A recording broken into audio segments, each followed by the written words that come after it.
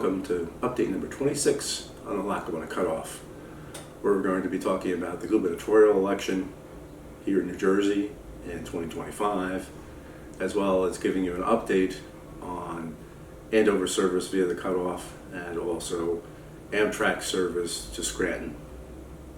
Hi, I'm Chuck Walsh, and most of you probably already know that Mikey Sherrill is the governor-elect here in New Jersey. She beat Jack Ciccarelli, and while we're not going to get into the national implications for that, but in terms of the implications for the cutoff, it was clear, I think, that Mr.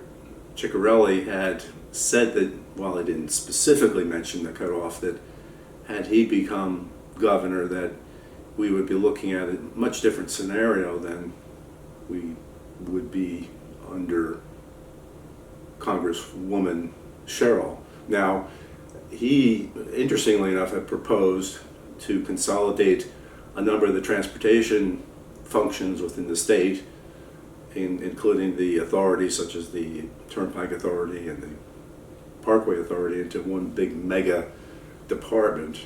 It's intriguing, but I'm not really sure what his motivation would have been for that. But he did say he would certainly look at trimming what he saw as low-performing lines or stations or whatever. It wasn't really exactly clear what kind of service he'd be looking to cut, but clearly that's something he had proposed. So as a result, given the choice between the two, we have to assume that, well, at least with Congresswoman Sherrill, it's going to be probably status quo in a sense. Now, in terms of an update on the cutoff, as I've mentioned in previous updates, and there really hasn't been a whole lot new in terms of what's going on with Andover service.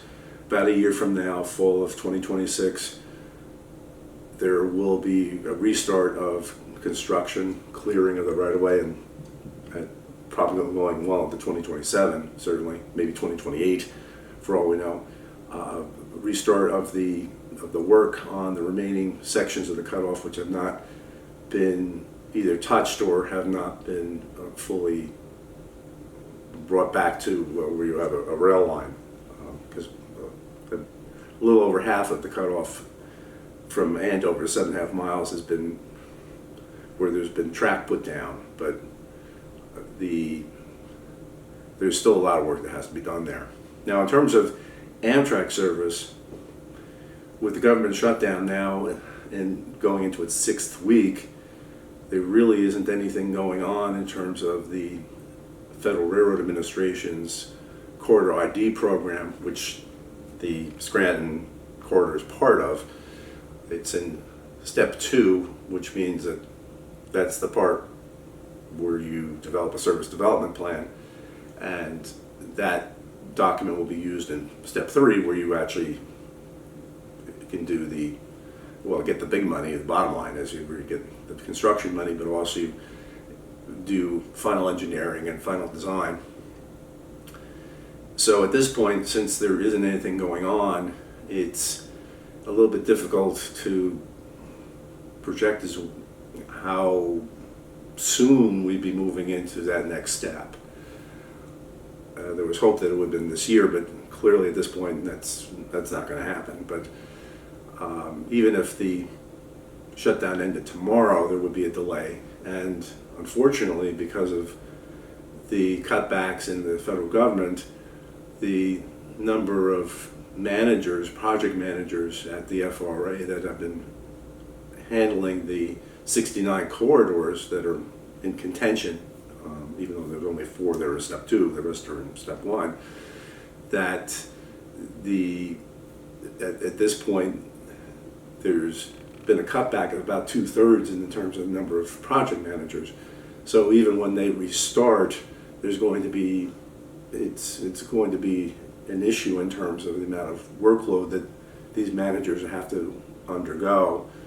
Unfortunately, that's something we have to deal with. So I'm not making any predictions in terms of in terms of timelines. I don't think anyone really can realistically do that, but at least at this point, we know that will be when the government finally comes back, that work will continue, fortunately. So that will be just another update to keep you informed as to how that's going. But right now, that's basically where we are. So certainly look forward to our next update number 27 on the Lackawanna cutoff.